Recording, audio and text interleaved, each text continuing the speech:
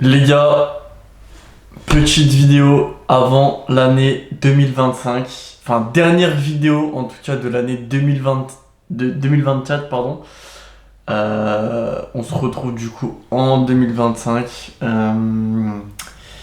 pour énormément de projets. J'espère que cette année sera mon année. J'espère aussi que voilà, je vais encore apprendre, je vais encore essayer, je vais encore me vautrer s'il faut, je vais encore avoir des succès, des échecs, voilà. On va dire que c'est normal. C'est normal dans la vie d'un entrepreneur de tomber très bas, de tomber au plus bas. Voilà, en tout cas, je fais toujours mes vidéos, les gars. N'hésitez pas d'ailleurs à vous abonner, à liker et à commenter. C'est vrai qu'il y a des périodes où je suis beaucoup moins actif que d'autres. Mais voilà, en tout cas, le format que je fais a l'air de vous plaire. Donc je suis plutôt content. Vous voyez un peu l'évolution aussi, du coup, de quand j'ai commencé à maintenant. Parce que j'ai quand même commencé il y a très longtemps. Il y a beaucoup de vidéos que j'avais supprimées avant, comme vous le saviez. Bref, je vais pas refaire un speech dessus. Mais voilà, en tout cas, là, on se retrouve pour une vidéo où je vais vous partager les 5 choses, du moins les 5, on va dire, ouais, choses, mais vraiment que j'ai appris dans le sens qui m'ont, où en fait ça m'a servi énormément de leçons quand même quand j'ai appris ces choses-là.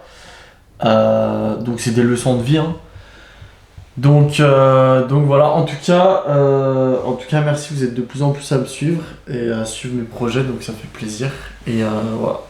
Donc la 5e chose, du coup on va partir de la 5e pour aller jusqu'à la première. Ouais, je dirais que la 5e, ça a été de ne surtout pas mélanger le business avec ses amis. Voilà, pour moi, c'est pas possible. Pour moi, tu ne peux pas mélanger un business avec ton ami, avec euh, une personne genre ton meilleur pote. Et même, je pense que tu ne peux pas euh,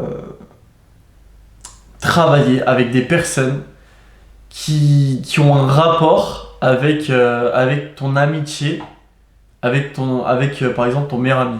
Imaginons ton meilleur ami, il te dit bah voilà, je te présente mon collègue, il sait faire ci, il sait faire ça. Je pense que tu ne peux pas travailler avec ces personnes-là. Et du coup, j'ai appris ça parce que j'ai fait pas mal de tests et en vrai, c'est pas possible. J'ai fait 3 tests, hein, pour vous dire, et les trois ont foiré. Donc pour moi, ce n'est pas possible de travailler avant un business avec son ami. Alors, je pense que c'est possible en mode, si jamais vous travaillez chacun dans votre coin, en gros que vous... Imaginons par exemple, ton pote il est en freelance, et toi tu es en freelance, et que du coup les deux ça marche, mais en gros vous travaillez pas ensemble en mode dans le même, dans la même roue quoi, enfin vous travaillez pas pour la même personne, etc. Je pense que là ça peut marcher. Maintenant, s'associer avec ses amis, je pense que c'est mort. Voilà. Je pense qu'au niveau de la famille, ça peut être une bonne chose. Bon voilà, je le sais avec mon cousin et ça marche super bien.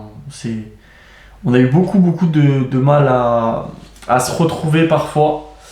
Donc on a beaucoup parlé, il s'est remis en question, je me suis remis en question et pour le moment ça avance donc c'est cool. La 4e chose, je dirais que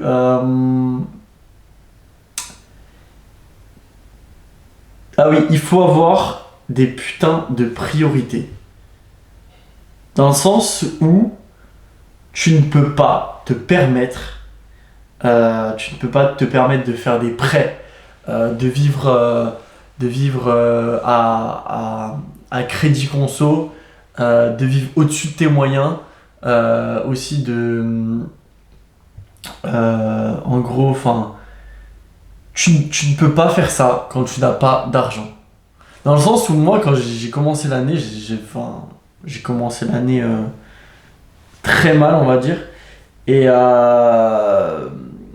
Et en vrai, bah, j'avais un crédit de voiture, j'avais pas mal de crédits. Et en vrai, bah, tout a été remboursé. Tout a été remboursé.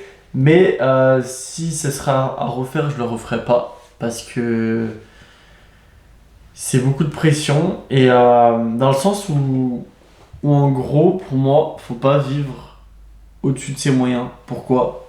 Parce que si tu vis au-dessus de tes moyens, tu peux te retrouver très vite plus bas que terre. Donc, j'ai calmé les dépenses, j'ai calmé ce que j'achetais, les marques, tout ça.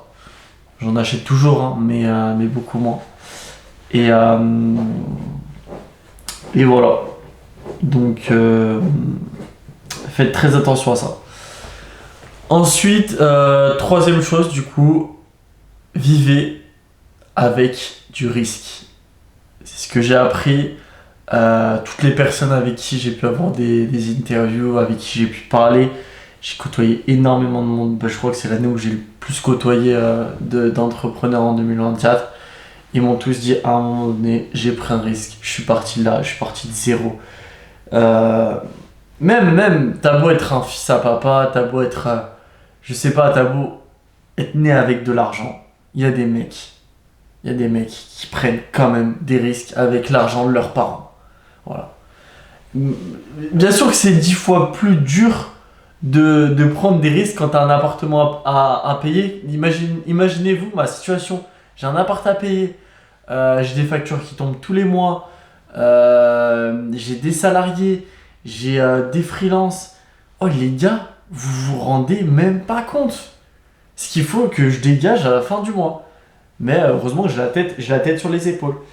Voilà, donc vraiment, prenez des risques, mais prenez des risques mesurés et dépensez le moins possible. Voilà.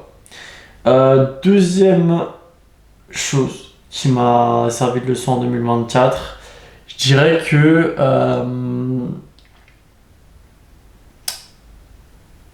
j'ai beaucoup vécu j'ai beaucoup vécu ma vie en 2024 pour les autres. Voilà. Et là, du coup, en 2025, je vais vivre pour moi et mes projets. Du coup, voilà. Donc, c'est-à-dire que, par exemple, je te donne un exemple tout con, hein, mais j'ai des contrats, je suis salarié, j'ai dû travailler pour un patron. Voilà, je pense qu'en 2025, euh, pour le moment, j'envisage de travailler pour moi. Et je pense que c'est la meilleure solution à faire. Même si en France, tu as beaucoup de désavantages, du coup, quand tu as des freelances, voilà, t'as quand même des aides. T'as quand même des aides au cas où. Et voilà. Faut savoir que moi, les gars, quand même, j'ai aucun diplôme. Je vous le dis, je n'ai aucun diplôme. Voilà.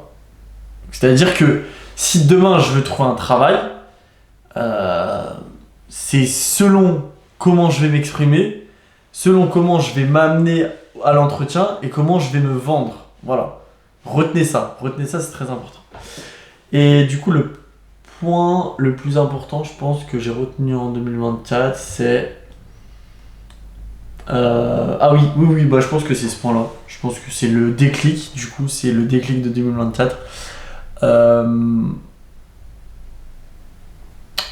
Ne revenez jamais, ne revenez jamais, jamais, jamais dans votre passé. Exemple, t'as une ex, elle revient, ça dégage. Ton ex meilleur pote, il revient parce que tu commences à faire de l'argent, parce que tu commences à être un peu connu, mais qu'il l'avait fait à l'envers. Non, ça dégage. Ton ex-patron, ton ancien patron, il te rappelle. Ah, dis-moi, qu'est-ce que tu fais en ce moment? J'ai besoin de toi, t'étais super bon à l'époque. Ça dégage. Ne revenez pas sur votre passé, ou sinon, en fait, votre vie, elle évoluera jamais. Voilà. Voilà, après, je pense que j'ai plein d'autres conseils. Maintenant, pour moi, c'est ce qui. C'est les conseils. enfin, c'est ces conseils-là, on va dire, que qui m'ont le plus marqué en 2024. Désolé les gars, je suis fatigué. Je perds mes mots, je suis fatigué, je fais cette vidéo, on est le combien? On est le 26 décembre. Voilà, j'ai passé un mois de fou. Je travaille 7 jours sur 7, je continue à travailler 7 jours sur 7, faut que je prépare mon tournage de dimanche.